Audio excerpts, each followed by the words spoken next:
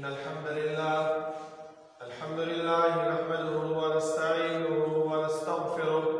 ونعوذ بالله من شرور أنفسنا ومن سيئات أعمالنا من يهده الله فلا مضل له ومن يضلل فلا هادي له وأشهد أن لا إله إلا الله وحده لا شريك له وأشهد أن محمدا عبده ورسوله يا أيها الذين آمنوا اتقوا الله حق تقاته ولا تموتن إلا وأنتم مسلمون يا أيها الناس اتقوا ربكم الذي خلقكم من نفس واحدة وخلق منها زوجها وبث منهما رجالا كثيرا ونساء واتقوا الله الذي تساءلون به والأرحام إن الله كان عليكم رقيبا يا أيها الذين آمنوا اتقوا الله وقولوا قولا سديدا يصلح لكم أعمالكم ويغفر لكم ذنوبكم ومن يطع الله ورسوله فقد فاز فوزا عظيما أما بعد فإن خير الحديث كتاب الله وخير الهدي هدي محمد صلى الله عليه وسلم وشر الأمور محدثاتها وكل محدثة بدعة وكل بدعة ضلالة وكل ضلالة في النار. أعوذ بالله من الشيطان الرجيم. بسم الله الرحمن الرحيم. قاف والقرآن المجيد بل عجبوا أن جاءهم منذر منهم فقال الكافرون هذا شيء عجيب أإذا متنا وكنا ترابا ذلك رجع بعيد قد علمنا ما تنقص الأرض منهم وعندنا كتاب حفيظ بل كذبوا بالحق لما جاءهم فهم في أمر مريج أفلم ينظروا إلى السماء فوقهم كيف بنيناها وزيناها وما لها من فروج والأرض مددناها وألقينا فيها رواسي وأنبتنا فيها من كل زوج بهيج تبصرة وذكرى لكل عبد منيب ونزلنا من السماء ماء مباركا فأنبتنا به جنات وحب الحصيد والنخل باسقات لها طلع نضيد رزقا للعباد وأحيينا به بلدة ميتا كذلك الخروج كذبت قبلهم قوم نوح وأصحاب الرس وثمود وعاد وفرعون وإخوان لوط وأصحاب الأيكة وقوم تبع كل كذب الرسل فحق وعيد أفعينا بالخلق الأول بل هم في لبس من خلق جديد ولقد خلقنا الإنسان ونعلم ما توسوس به نفسه ونحن أقرب إليه من حبل الوريد إذ يتلقى المتلقيان عن اليمين وعن الشمال قعيد ما يلفظ من قول إلا لديه رقيب عتيد وجاءت سكرة الموت بالحق ذلك ما كنت منه تحيد ونفخ في الصور ذلك يوم الوعيد وجاءت كل نفس معها سائق وشهيد لقد كنت في غفلة من هذا فكشفنا عنك غطاءك فبصرك اليوم حديد وقال قرينه هذا ما لدي عتيد ألقيا في جهنم كل كفار عنيد مناع للخير معتد مريب الذي جعل مع الله إلها آخر فألقياه في العذاب الشديد قال قرينه ربنا ما أطغيته ولكن كان في ضلال بعيد قال لا تختصموا لدي وقد قدمت إليكم بالوعيد ما يبدل القول لدي وما أنا بظلام للعبيد يوم نقول لجهنم هل امتلأت وتقول هل من مزيد وأزلفت الجنة للمتقين غير بعيد هذا ما توعدون لكل أواب حفيظ من خشي الرحمن بالغيب وجاء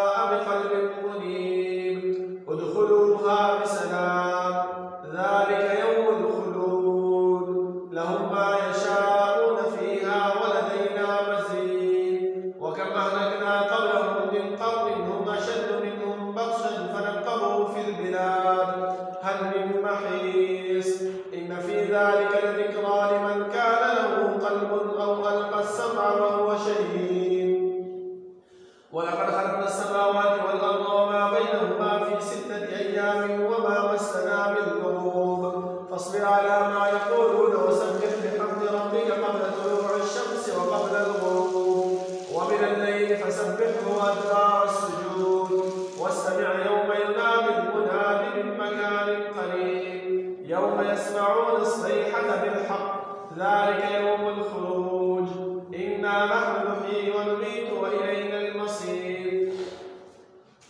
يوم تشقق الأرض عنهم سراعا ذلك حشر علينا يسير نحن أعلم بما يقولون وما أنت عليهم بجبار فذكر بالقرآن من يخاف وعيد اللهم صل على محمد وعلى آل محمد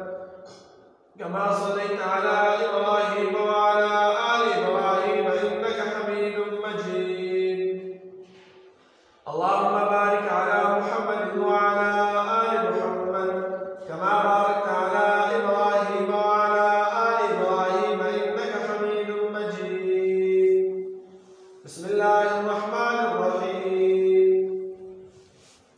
لقد جاءكم رسول من أنفسكم عزيز عليه ما عنتم حريص عليكم بالمؤمنين رؤوف رحيم وقال تعالى في مقام آخر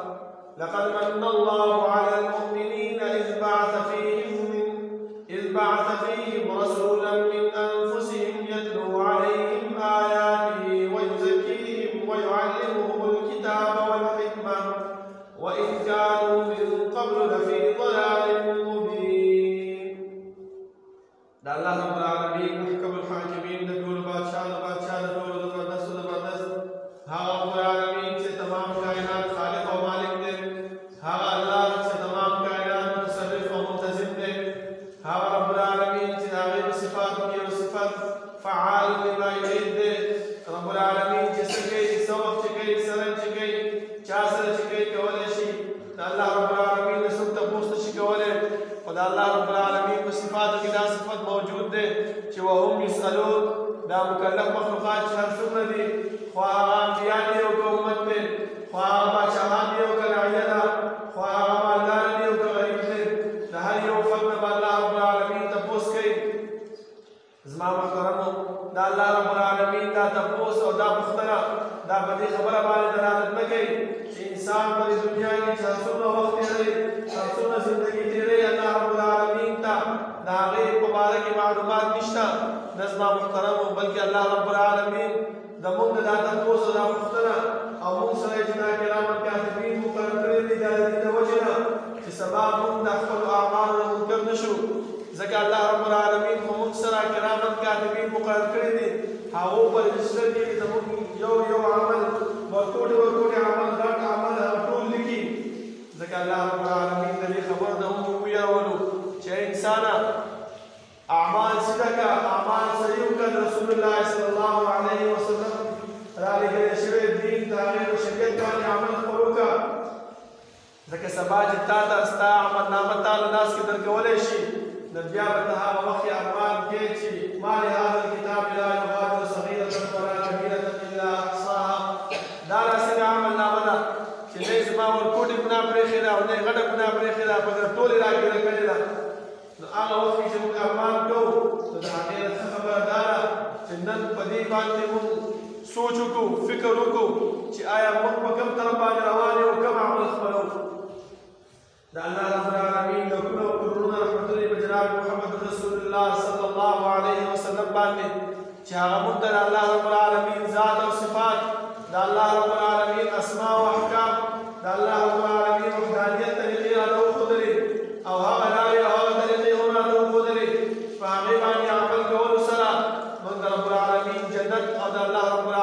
رضا به حاصلولی شو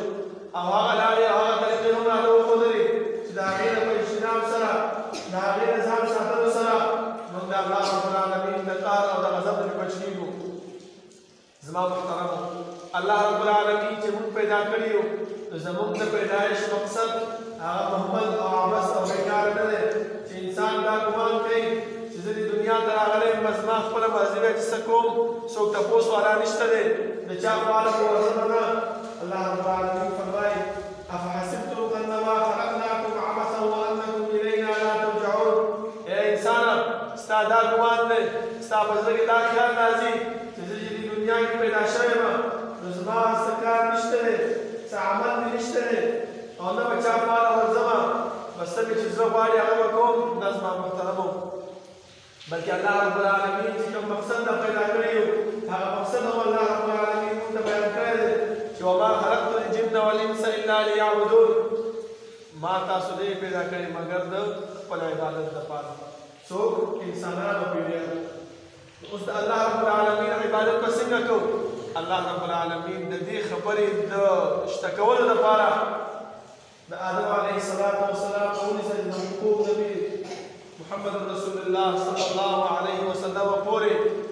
یو لږ څلور زره کم او بیش پیغمبران راولېږل هغو ته دا وویلې چې تاسو لاړ شئ خپل امت ته او زما د عذاب نه او زما د ګرفت نه او زما د نعمتونو نه او د خوشحالو نه خبر کړئ زما محترمو چې کله الله رب العالمین دا انسانان پیدا کول آدم علیه السلام ورته پیدا کړو هغه پیغمبر کو هغه زموږ پلار کو او هغه دا خبره موږ ته بیان کړله د هغې عظمت هغې لویي زموږ په زړونو کې کېنول خاص کر د فرشتو په زړونو کې ځکه چې د انسان عظمت څونه چې اوچت وي د یو شي عظمت لویوالی څونه چې اوچت وي هغه انسان د هغې ډېر خیال ساتي د هغې ډېر قدر او عزت کوي خو چې کله د یو شي عظمت نه وي کله د یو شي اوچتوالی نه وي کله د یو شي بهتروالی نه وي نو انسان او هر شی د هغې خیال نه ساتي نو ځکه الله رب العالمین ملایکو ته وفرمایل چې راشئ آدم علیه السلام ته سجده وکړئ چې کله آدم علیه السلام ته سجده وشوه دلته یو دشمن زموږ پیدا شو هغه سجده ونه کړله زما محترمو ځکه الله موږ ته فرمایي هغه وخت کې راته وویلې چې ان الشیطان لکم عدو فاتخذوه عدوا دا شیطان ستاسو دشمن دی نو په دشمنۍ سره یې ونیسئ نو زما محترمو چې کله هغه سجده ونه کړه الله رب العالمین دا شیطان ورټلو او دا شیطان یې لعنتي کړو ده ورته دا وویلې چې الله یو وعده راسره وکړه لږ مهلت راله راکړه چې زه دنیا ته لاړ شم او په دې دنیا کې ستا دا بندګان هغه د سمې لارې نه واړوم الله رب العالمین دې ته مهلت ورکړو خو دا خبره یې ورته وکړله چې الا عبادک منهم المخلصین ستا د دې ګمراه کېدو نه ستا د پیداله کېدو نه زما نیکوکان بندګان هغه به بچېږي نو به ټول چې کوم دی ستا په ګرفت کې ستا په وسوسې لاندې به هغه راځي او زما محترمو چې کله زمونږ دا امت زمونږ دا ډله راپیدا شوه الله رب العالمین د دې د رهنمایۍ دپاره د دې د کامیابۍ دپاره د دې د فلاح دپاره جناب محمد رسول الله صلی الله علیه وسلم هغه را مبعوث کړو هغه یې راولېږلو زما محترمو رسول الله صلی الله علیه وسلم 40 کاله په مکه کې تېر کړي وو صادق او امین و په مکه کې وخت تېر کړی و مکه کې زندگی تېره کړې وه هر کس به هغې سره مهارتونه یې ښودل هر کس به هغو ته چې ډېر ویله چې ته رښتونې هغې خبره به چې کومه وکړله هغې به ویله چې یاره دا خبره موجود کېدی نه شي بلکې دا خبره څه شی ده دا رښتونې ده ده چې کوم کار کړی دی په کوم کار باندې راتګ کړی دی هغه کار او هغه شی په ځای باندې لږ زما محترم خو چې کله دعوت کار یې شروع کړو دا اعلان وکړو چې زه الله رب العالمین پیغمبر رالېږلی یم الله رب العالمین چې کله دا آیات را نازل کړو چې وانذر عشیرتک الاقربین ای پیغمبره خپل خپلوان د دین نه خبر کړه خپل خپلوان زما د عذاب نه زما د جهنم نه ویره وه زما د ګرفت نه ویره وه نو رسول الله صلی الله علیه وسلم د صفا غونډۍ نه وخت ورته اواز وکړو ټول مکې والا ټول خاندان د رسول الله صلی الله علیه وسلم راجمع شو او ورته یې وویلې چې تاسو ما ته څنګه ګمان کوئ په ما باندې هغه ورته وویلې چې ما جربنا بک الا صدقا موږ په تا باندې د دروغو تجربه نه ده کړې موږ چې کله په تا باندې تجربه کړې ده رښتونی ثابت شوی رسول الله صلی الله علیه وسلم ورته وفرمایل چې فاني لکم نذیر بین یدی عذاب شدید که زه تاسو دا خبره وکړم چې د غره نه شاته یو لښکر هغه را روان دی او په تاسو باندې حمله کوي تاسو به زما خبره منئ هغه ټول وویل چې او بیا یې ورته دا خبره وکړه چې زه ستاسو لپاره د الله رب العالمین له طرف نه یره درکوونکی یم زما خبره ومنئ زما اطاعت وکړئ نو کامیاب به شئ زما محترمو الله رب العالمین د رسول الله صلی الله علیه وسلم نه اطاعت دا به موږ باندې لازمه کړې ده دا به موږ باندې فرض کړې ده چې ته به خامخا د دې پیغمبر اطاعت به کوې ځکه امام ابن تیمیه رحمه الله فرمایي چې الله رب العالمین به دوه تپوسه خامخا د انسان نه به کوي هغه دوه تپوسه کوم دي یو دا دی چې ماذا کنتم تعبدون په دنیا کې تا د چا عبادت کوله چا بندګي کوله دویم دا تپوس وکړئ چې ماذا اجبتم المرسلین تا د ما پیغمبر نه لېږلی و تا د ما رسول نه لېږلی و تا د هغې څومره خبره منلې تا د هغې څومره تابعداري کړې ده نو موږ ورته دا وایو چې الله تا پیغمبر را لېږلی دومره خبره مونه منلې ده دا وینا یې کړې دا خبره مونه منلې ده او که سبا الله رب العالمین راته داسې ووایي چې تا دا لمونځ کولو ولې دې کړی و د چا په طریقه دې کړی و نو موږ به وایو چې الله تا پیغمبر را لېږلی هغه راته دا ویلي و چې سهار مونځ 2 رکعاته وکړئ غرمې مونځ 4 وکړئ مازدیګر 4 ماښام 3 ماخوستن 4 د جمعې مونځ 2 دا ټول مونږ د پیغمبر بیان کړي دي زما محترمو خو دا د هغې اطاعت دی دا د هغه تابعداري ده دا د هغه فرمانبرداري ده چې موږ هغه کوو او د هغې په لاره باندې روان یو زما محترمو که چېرته داسې نه وي د هغې په لار باندې روان نه شو نو ګورې کامیابي زموږ مقدس نه ګرځېږي خو چې کله رسول الله صلی الله علیه وسلم دعوت پیش کړو خلک یې د الله رب العالمین طرف ته راوبلل همدغه سړی همدغه پیغمبر چې به د دعوت نه مخکې رښتونی و د دعوت نه مخکې امانتګر و د دعوت نه مخکې خلکو به ورته ښه القاب او ښه لفظونه ورته ویله خو چې کله یې دعوت شروع کړو همدغه پیغمبر دا ساحر هم شو دا مجنون هم شو دا لیونی هم شو نو د دې د وجې زما محترمو کم یو کس چې دعوت پیش کوي کم یو کس چې الله رب العالمین طرف ته خلک رابلي خامخا هغه سره به خلک څه کېږي دشمندانه کېږي خامخا د هغه سره به خلک خلاف کېږي خامخا هغه سره به خلک دشمني کوي زما محترمو ولې د رسول الله صلی الله علیه وسلم او د الله رب العالمین په دین کې د هغې په شریعت کې منلو کې د هغې باندې عمل کولو کې انسان ته تکلیف ملاویږي انسان ته سختي ملاویږي څنګه سختي ده سختي داسې ده سهار وختي په یخنۍ کې په ژمي کې ته راپاڅېږې په یخو اوبو باندې اودس کې دا ښایسته بستره دا چې کله انسان راپاڅېږي د سهار کې شیطان به پسې راشي او بستره پرې راټیټه کړي ورته وایي چې ویده شه دا خو ټیم ډېر دی او په هغه وخت کې دا خوب دومره مزه کوي خو چې ته هغه بسترې له راته ورکړې او د الله رب العالمین ته راپاڅېږې دا څومره سخته خبره ده زما محترمو څومره سخت کار دی نو ځکه انسان دې سختۍ ته برداشت نشته دی مخالف متونه تاسو وګورئ الله رب العالمین د بني اسرائیلو تذکره په قرآن کې کوي چې کله به کوم پیغمبر ورته راغی او د دیو د خواهشاتو د دیو د کارونو مخالف به دیو به چې ورته څه ویله هغې باندې به عمل نه کولو د هغې مخالف به ورته بیا به څه ویلی فریقا تقتلون او فریقا تأسرون بعض به چې دی نو هغه پیغمبر به وژلو بعض به پیغمبر چې کوم دی نو بندي به یې کړو ځان سره چې یاره ته دا دعوت ورته مه کوه موږ خپل کار ته پرېږدې څه زړه غواړي هغه به کوو د دې د وجې نه زما په دې باندې هم کار نه کېږي چې یو انسان دا وایي چې یاره هر سړی د خپل کار کوي بس زما څه کار دی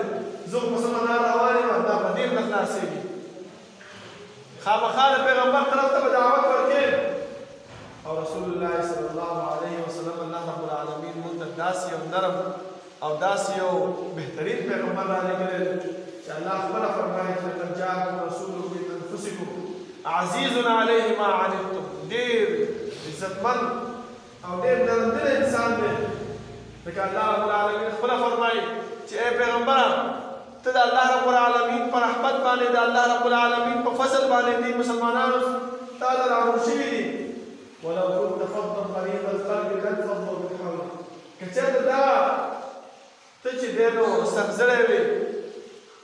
بدزبانه وې بد اخلاقه وې نو دا ټول به تا نه تښتېدلی دی زما محترمو دا یو خبره دې یاد وساتئ چې کله کوم انسان دعوت کوي کله کوم انسان د پیغمبر طرف ته خلک رابلي نو د هغې کار به صحیح نرم طبیعت والا به وي دغه به صحیح اخلاق به صحیح ښه اخلاقو مالک به وي ځکه که انسان په خوله کې بدزباني وي په هره خبره باندې بد رد په هره خبره باندې کنځل او چې چا سره ملاوېږي بد اخلاقه تیزه ملاوېږي او خوا چا باندې نه ورځي ورته نو د داسې سړي دعوت اوس دا محترمه هغه اثرمند دی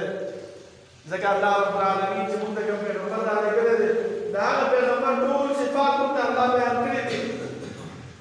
او بیا یې راته دا هم وویل چې انسانه د دې پیغمبر رالېږل په تاسو باندې د الله رب العالمین یو احسان دی په تاسو باندې د الله رب العالمین یو مهرباني ده په تاسو باندې د الله رب العالمین یو ښېګړه ده چې دا پیغمبر یې تاسو سره لېږلی که چېرته مونږ د الله رب العالمین دا پیغمبر نه وي رالېږلی نو زمونږ په الله باندې څه زور و مونږ الله رب العالمین ته څه ویلی شو هېڅ هم نه شو ویلی خو دا د الله رب العالمین یو احسان دی چې مونږ ته یې پیغمبر راولېږلی او مونږ یې د جهنم نه بچ کړو اوس مونږ د خپل ګرېوانونو کې سوچ وکړو چې آیا مونږ اوس په کوم طرف باندې روان یو مونږ د چا طریقه اختیاره کړې ده د چا دین مو خپل کړی دی د چا په مذهب باندې روان یو د چا په دین باندې روان یو ځکه نن سبا داسې خلک پیدا شوي دي زما محترمو چې هغه مونږ د سمې لارې نه اړوي د قرآن او د حدیث دلیل به تا ته پېش کوي خو غلطه معنا به کوي ځکه الله رب العالمین دغه صفت د یهودو ذکر کړی دی چې ان منهم لفریقا یلوون السنتهم بالکتاب لتحسبوه من الكتاب وما هو من الكتاب یو ډله داسې په یهودو کې موجود ده چې هغه څه کوي خوږې خوږې خبرې به تا ته کوي پستې پستې خبرې به تا ته کوي دا ژبه به تا ته اړې راشي څه دپاره تا ته وایي چې وګوره که دا خبره په دې قرآن شریف کې موجود ده دغه خبره د رسول الله صلی الله علیه وسلم په دې احادیثو کې موجود ده چې څنګه نه مني الله وایي چې وما هو من الکتاب دغه خبره په دې کې نه دا به تا ته څه کوي غلطه معنا او غلط ترجمه ورته کوي چې کوم ځای کې خپل مطلب وي کوم ځای کې خپل مفاد وي هغه به تا ته بیانوي او چې کوم ځای کې خپل مطلب او خپل مفاد وي هغه به تا ته نه بیانوي د دې د وجې نه زما محترمو الله رب العالمین موږ د دې خبرې نه خبر کړو چې انسانه په دې خبره باندې ځان هوښیار کړه په دې خبره باندې ځان پوه کړه چې تا ته څوک هم څه خبره بیانوي تا ته څوک هم څه مسله بیانوي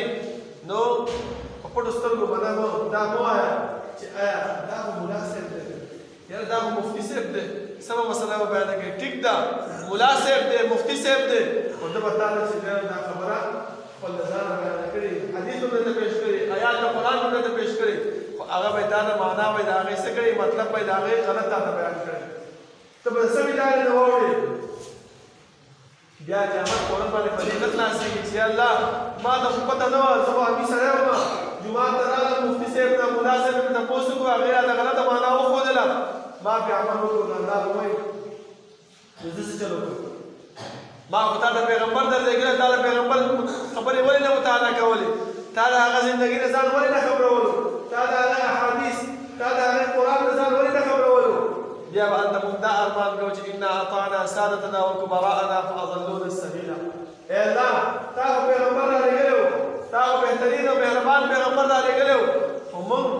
هغه پرېښی و خپل مفتي صاحب خپل ملا صاحب خپل د جومات امام صاحب هغه پسې روان و پیغمبر مو پرېښی اوس څه چل وکړو الله به وایي چې اوس یې څه نه کېږي ځئ دا جهنم ما او د تاسو لپاره تیار کړی تاسو به دې کې وسوځېږئ زما محترم لږ سوچ پکار دی موږ د دنیا د اور نه ځان نشو ټینګولی دنیا اور سره لاس ونیسي 2 منټه لاس نشي نیولی نو د جهنم اور چې هغه د دنیا د اور نه اویا ګونه زیات دی هغه د انسان څنګه ټینګ شي زما محترم د دې د وجې نه لږ سوچ پکار دی لږ فکر پکار دی ځکه زما محترم الله رب العالمین چې کوم پیغمبر موږ ته رالېږلی دی هغه موږ ته دا مسایل چې بیان کړي دي ډېر واضح طریقې سره بیان کړی دي او دومره مهربانه دی چې کله الله رب العالمین معراج ته ځان ته ملاقات ته راوغوښتلو او بیا الله رب العالمین هغه ته 50 منځونه ورکړل چې راغی موسی علیه السلام ورته وویل چې ستا امت دا نشي برداشت کولی زه لاړ شم الله رب العالمین ته وایي چې لږې کمې کړي بیا راځي بیا ځي بیا راځي بیا ځي څه دپاره د خپل د امت د اسانتیا دپاره زموږ دین دومره آسان دی زما محترمو خو دا موږ خپله ځان ورته ګران کړی دی ولې خپل د ناپوهۍ د وجې نه خپل د سستیا د وجې نه خپل د دین نه خبر کولو د وجې نه موږ دا دین په ځان باندې ګران کړی دی زما محترمو بیا الله رب العالمین په آخره کې موږ ته 5 منځونه فرض کړه او دا یې راته وویلې چې دا 5 منځونه ویسه او د دې اجر او ثواب رسولی د 50 منځونو هغه 5 منځونه موږ په ډېر سستۍ سره کوو په وخت باندې نه کوو دکان کې مصروفه یو کور کې مصروفه یو ګپ شپ لګو موبایل ته ناست یو څه وایو زه خو وروسته به وکړم که ناسم ټیم ډېر دی نه زما محترمو په په دې سستۍ په وجه باندې په دې دغه وجه باندې الله رب العالمین زموږ نه راضي کېږي او الله رب العالمین زموږ ته چې کوم جهنم تیار کړی دی کوم اور چې تیار کړی دی هغې طرف ته بیا موضوع زما محترم ولې موږ د الله رب العالمین جهنم ته د الله رب العالمین اور ته ځان ور مخکې کوو داسې کول نه دی پکار زما محترم ځکه که کوم انسان په دې سستۍ کې ځان اچوي رسول الله صلی الله علیه وسلم فرمایي ګناهونه که انسان کوي او توبه نه وباسي الله رب العالمین د هغې په زړه باندې یو تور ټاکې ولګوي یو انسان تاسو ګورئ چې ګناه کوي کوي د هغې دا زړه چې کوم دی هغه شی چې تک تور شي دا د الله رب العالمین د رسول الله صلی الله علیه وسلم یو حدیث دی چې نقطة سوداء ولګي او بیا الله فرمایي چې کلا بل ران على قلوبهم ما كانوا يكسبون دا یو نقطه ده دا په دې په انسان په زړه باندې ولګي بیا دا چې د نیکو اعمالو طرف ته د الله رب العالمین د پیغمبر صلی الله علیه وسلم دین طرف ته دا بیا نه راځي او چې دا توبه نه وباسي او دا ګناهونه کوي د دې د زړه چې کوم دی نه په نقطه غټېدو سره تک تور شي تاسو بیا ګورئ که نه یو انسان داسې دنیا کې موږ وایو چې یاره دا لرې که دا چې کوم دی نو څه دی بېکاره ده داسې شی دی دا خدایواله دی داسې وایو که نه څوک چې ورته وایي چې هلته که منزله راشه وایي زما جامې پلیتې دي زما پلانې کار دی ولې د دې دا زړه منځ کې چې دی نو هغه تور شوی دی زما محترم دین طرف ته نه راځي جومات کې چې درس کېږي خطبه کېږي هغې ته نه راځي مانځه ته په وخت باندې نه راځي د قرآن کریم تلاوت ته په وخت باندې نه راځي ولې زړه چې کوم دی هغه تور شوی دی او الله رب العالمین موږ ته د دې د زړه د صفایۍ لپاره استغفار رالېږلی دی د دې د زړه د صفایۍ لپاره دا قرآن کریم رالېږلی چې د دې تلاوت وکړو د دې زړه د صفایۍ لپاره الله رب العالمین موږ ته زموږ پیغمبر رالېږلی دی چې ډېر خوږ پیغمبر دی زما محترمو تاسو وګورئ د دې پیغمبر یو بل د رحمت او د شفقت مثال زه درکومه چې کله طایف ته لاړو دعوت دپاره طایف خلکو په ده باندې کاڼي وورول او هغه کاڼي دومره زیات شو وینې رامالې شو چې پنډۍ مبارکې چپلې مبارکې د وینې نه ډک شو زما محترمو جبرائیل راغی سلام ورته واچولو او ورته وویل چې پیغمبره ما سره دا یو بل ملک راغلی دی دا څوک دی دا د الله رب العالمین دی دا اختیار ورکړی دی چې طایف او د مکې دا غرونه یو ځای کړي او دا خلک په دې غرونو منځ کې چخړي کړي صرف ستا اجازت پکار دی ته اجازت وکړه چې دا موږ رانږدې کړو مړی کړو تباه یې کړو د رسول الله صلی الله علیه وسلم هغه رحمدلي وګورئ زما محترمو د رسول الله صلی الله علیه وسلم هغه شفقت وګورئ هغه مهرباني وګورئ بالمؤمنین رؤوف الرحیم نرم زړی دی زما محترمو رحمت کوونکی دی څه ورته وایي چې نه پرېږده او دی ورنسي الله رب العالمین به د دې خلکو نه به داسې خلک را پیدا کړي چې هغه به د الله رب العالمین بندګي به کوي د الله رب العالمین اطاعت به کوي د الله رب العالمین فرمانبرداري به کوي هغه دین هغه شریعت خورېږي موږ ته هم راورسېدو که چېرته پیغمبر دا ویلی وی چې دا د مکې او د طایف دا غرونه مې رانږدې کړه او تباه یې کړه خلک به هلته مړه شوي ختم شوي به وي دا دین بیا موږ ته څنګه رارسېدی زما محترمو خو دا زموږ د پیغمبر د مهربانۍ دا زموږ د پیغمبر د شفقتدلي او رحمدلي د وجې نه موږ ته دا دین رارسېدلی دی اوس چې موږ پرې عمل نه کوو موږ په هغې لار باندې نه ځو دا زموږ سستي ده دا زموږ د پیغمبر سستي نه ده دا زموږ د مشرانو سستي نه ده موږ ته هغو دین که ما حقه رارسولی دی خو موږ چې نه راځو دا زموږ سستي ده زما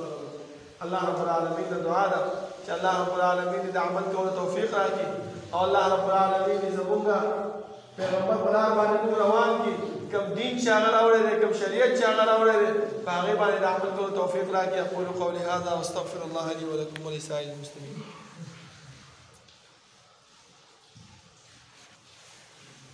إن الحمد لله نحمده ونستعينه ونستغفره ونعوذ بالله من شرور أنفسنا ومن سيئات أعمالنا من يهده الله فلا مضل له ومن يضلل فلا هادي له وأشهد أن لا إله إلا الله وحده لا شريك له وأشهد أن محمدا عبده ورسوله يا أيها الذين آمنوا اتقوا الله حق تقاته ولا تموتن إلا وأنتم مسلمون. يا أيها الناس اتقوا ربكم الذي خلقكم من نفس واحدة وخلق منها زوجها وبث منهما رجالا كثيرا ونساء واتقوا الله الذي تساءلون به والأرحام إن الله كان عليكم رقيبا. يا أيها الذين آمنوا اتقوا الله وقولوا قولا سديدا يصلح لكم أعمالكم ويغفر لكم ذنوبكم ومن يطع الله ورسوله فقد فاز فوزا عظيما. أما بعد فإن خير الحديث كتاب الله وخير الهدي هدي محمد صلى الله عليه وسلم وشر الأمور محدثاتها وكل محدثة بدعة وكل بدعة ضلالة وكل ضلالة في النار.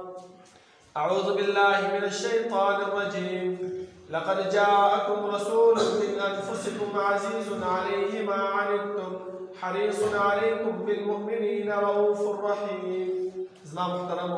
رسول الله صلى الله عليه وسلم چې الله رب العالمین موږ ته راغلی دی دا دومره مهربان او شفیق پیغمبر دی چې موږ ته هیڅ یو کار داسې نه دی پرېښی چې هغه زموږ د ګټې لپاره زموږ د کامیابۍ لپاره بلکې هره خبره یې موږ ته بیانه کړې ده چې انسانه په دې عمل کې په دې کار کې تا د نیکي ده تا د کامیابي ملاویږي دا وکړه. ځکه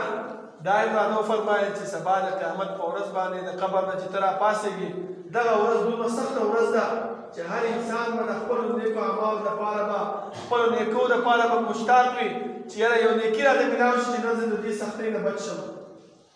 او دا نیکیان یې موږ ته پیغمبر بیان کړي دي خو موږ په دې سستي کې اوس زما محترمو موږ په هغه لار باندې نه ځو. رسول الله صلی الله علیه وسلم په دې جمعې په ورځ باندې د نیکۍ د حاصلولو هغه لار موږ ته ښودلې ده. هغه څه شی دی دا ته یې وفرمایل چې دا د جمعې ورځ دا الله رب العالمین د سهار د لمر راختو نه واخله د منبر د امام د منبر د خطو پورې 15 حصو باندې تقسیم کړې ده. په اوله حصه کې چې څوک راغی دومره ثواب الله ورکوي دومره نیکیانې الله ورکوي لکه یو انسان چې یو اوښ هغه لار کې د الله په لار کې تقسیم کړي څومره ثواب دی زما محترمو. په دویم ټیم باندې چې راشي لکه یو غوی چې الله رب العالمین په لار کې قربان کړی وي. په دریم ټیم باندې چې راشي لکه یو چیرې چې د الله په لار کې قربان کړی. په څلورم ټیم باندې چې راشي لکه یو چرګ د الله په لار کې قربان کړی. د پنځم ټیم باندې چې راشي لکه یو انډه چې د الله په لار کې قربان کړی. بس موږ ټول یو غریبان او ثواب او نیکۍ ته موږ هر یو محتاج یو. هر یو کس دا غواړي چې موږ ته الله اجر راکړي موږ ته الله نیکۍ راکړي چې سبا هغه سخته ورځ نه بچ شو. نو ولې دې جومات ته د جمعې مانځه نه موږ مخکې نه راځو چې کله ما خطبه شروع کوله 2-3 کسان ناست اوس الحمدلله موږ جومات ټول ډک دی خو موږ ته خو پیغمبر بیان کړی دی خو دا سستي د چا نه ده دا سستي زموږ نه ده زما محترمو. موږ په وخت باندې جومات ته نه راځو موږ هغه نیکو ته ځان نه تسلیمو هغه نیکۍ موږ نه حاصلو که یو 10 منټه یو 15 منټه مخکې موږ دې جومات ته راشو نو څه چل کېږي هېڅ هم نه کېږي خو دا زموږ هغه سستي ده چې موږ جومات ته په وخت نه راځو زما محترمو. ځکه تاسو یو مثال دې درکوم یو سړی دی یو کارخانه کې کار کوي هغه کارخانې والا په جومات کې یا په ګیټ باندې چې دی رجسټر یې ایښی دی او نوم یې لیکلی پلانی د پلاني زوی ته چې سهار ځې ماته دستخط کوې چې ماښام راځې ماته دستخط کوې. خو یو کس داسې دی چې هغه راځي کار کوي سهار راشي او ماښام بیا ځي په هغه رجسټر کې دستخط نه کوي. ستاسو څه خیال دی د میاشت په اخره کې به هغه مالک دله تنخواه ورکړي نه ورکړي ولې هغه وایي ما خو رجسټر تا په دروازه باندې ایښی و ستا په دستخط خو پکې نشته زه څه خبر یم ته راغلی او که دی راغلی ما خو ستا په چوکیدار نه ودرولی. همدغه شان دی زما محترمو الله رب العالمین د جمعې په ورځ باندې د جومات په دروازه باندې موږ ته فرشتې مقرر کړي دي. هغه فرشتې زموږ نوم لیکي چې پلانی د پلاني زوی په اول ټیم کې راغی دومره ثواب ورپسې ولیکلی شو. پلانی د پلاني زوی په دویم ټیم کې راغی دومره ثواب ورپسې ولیکلی شو. خو چې کله امام منبر ته وخېږي تقریر شروع کړي هغه به خپل رجسټر بند کړي او راشي خطبې ته کښېني. ټیک ده مونږ رالو خطبه مو واورېدله مونځ هم وکړو خو هغه ثواب د هغه د اوښ د قربانولو د مړي د قربانولو د چرګې د قربانولو هغه کې رجسټر کې چې کوم نوم و هغې کې زموږ یو چا نوم هم نشته زما محترمو. د هغې ثواب نه مونږ محرومه شو موږ هغه نیکۍ چې کوم پیغمبر موږ ته بیان کړی دی، کوم احسان موږ باندې پیغمبر کړی دی، د هغې نه موږ محروم یو. په څه باندې؟ خپل سستۍ د وجې چې موږ یو 10 منټه جومات ته مخکې نه شو راتللی. زما محترم الله رب العالمین نه دا دعا کوو چې الله رب العالمین دې زموږ شوق هغه دې مانځه ته را پیدا کړي. الله رب العالمین دې موږ له توفیق راکړي چې موږ د جمعې مانځه له وختي راځو چې هغه د فرشتو په رجسټر کې خپل نوم ولیکو او هغه ثواب چې کوم موږ ته دا سخته ورځ کې زموږ پکارېږي چې هغه موږ حاصل کړو. زما محترمو الله رب العالمین ته دعا ده چې الله رب العالمین دې عمل کولو توفیق راکړي. یو بله خبره کوم بس بیا بس کوم ټایم پوره دی، دا ماته لږ ضروري ښکاري. لکه تاسو ما مخکې وویلې چې د قیامت ورځ ډېره سخته ورځ ده. یو نیکۍ ته به انسان محتاج او الله رب العالمین موږ ته وفرمایي چې د الله رب العالمین لپاره ښایسته ښایسته نومونه دي. په هغه ښایسته نومونو باندې الله راوبلئ. موږ څه کوو زما محترمو؟ موږ د الله هغه ښایسته نومونه پرېښي دي، د ځان نه جوړ کړی شوی نوم هغه موږ استعمالوو. دا نه په قرآن کې شته، نه په حدیث کې شته. لکه دا د خدای لفظ تاسو وګورئ، دا تاسو قرآن راواړئ، د الف لام نه ونیسئ تر والناسه پورې، دا لفظ به تاسو پیدا نه کوي. حدیثو چې هر یو کتاب راواخلئ په دې کې به تاسو پیدا نه کوي. او الله رب العالمین پیغمبر صلی الله علیه وسلم فرمایي چې د قرآن یو حرف تلاوت کولو سره الله رب العالمین 10 نیکیانې ورکوي. وایي زه دا نه یم چې الف لام میم حرف، بلکې الف ځان له حرف دی، لام ځان له حرف دی، میم ځان له حرف دی. چې یو انسان الف لام میم وایي الله 10 نیکیانې ورکوي. چې یو انسان الله وایي الله رب العالمین ورته 40 نیکیانې ورکوي. او الله فرمایي چې کله دعا مانه غواړئ قل ادعوا الله او ادعوا الرحمن، د الله په نوم یې وغواړه، د رحمان په نوم یې وغواړه. موږ څه کوو؟ هغه الله پرېښی دی، رحمان هم پرېښی دی، خدایه خدایه کوو. بیا زموږ نه بیماري ختمېږي، نه زموږ نه مصیبت ختمېږي، نه زموږ قرضونه ختمېږي. بیا دا وایو چې یاره الله رب العالمین یو زه لیدلی یم چې په ما باندې دا مصیبتونه راوړي. بیا څه کوو؟ د الله در پرېږدو، د الله کور پرېږدو، مونځ پرېږدو، تلاوت د قرآن کریم پرېږدو. کله تعویذګر پسې منډې وهو، کله کوم دمګر ګورو چې یاره یو ښه دم به راباندې وانه چې زه روغ شم، کله کوم ځای پسې روان یو، کله کوم ځای ته روان یو. زما محترمو خپلې پیسې لګوو، تعویذونه کوو. او الله چې موږ ته وایي چې ای انسانه ته خدای پرېږده. خدای څوک دی؟ د چا نوم دی؟ یو انسان دا وایي چې خدای د الله معنا ده یا د مالک معنا ده. زما محترمو دا صحیح خبره نه ده. لکه تاسو دې کې سوچ وکړئ چې د یو انسان نوم عبدالله تا هغه ته چې دی په معنا سره اواز کوي چې ای د الله بنده، ای د الله بنده، هغه تا ته ګوري نه. خو که چېرته درته دا ووایي چې عبدالله سمدستي تا پسې مخ راوړي. نو ولې چې الله رب العالمین موږ ته وایي چې ما ته دعا کوې، ما نه غواړې، نو د الله په نوم یې وغواړه. نو ولې موږ دا نوم بدلوو؟ زما محترمو الله رب العالمین ته دعا ده چې الله رب العالمین یې زموږ په خولونو باندې د خدای لفظ لري کړي او د الله نوم به جاري کړي چې هغه ثواب هغه موږ حاصل کړو. او د الله رب العالمین د قیامت د ورځې هغه سختي د هغې نه موږ بچ شو، نیکیانې موږ څخه ډېر وي چې موږ د هغې نه بیا بچ شو. زما محترمو الله رب العالمین ته دعا ده چې الله رب العالمین د عمل کولو توفیق راکړي او الله رب العالمین موږ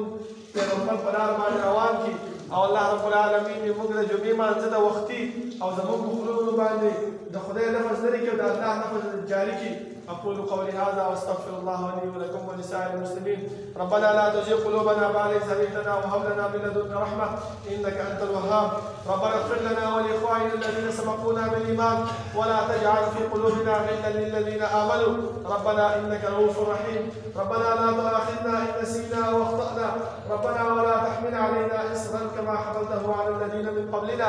ربنا ولا تحملنا ما لا طاقة لنا به واعف عنا واغفر لنا وارحمنا أنت مولانا فانصرنا على القوم الكافرين. صفونا برابر کے نزدې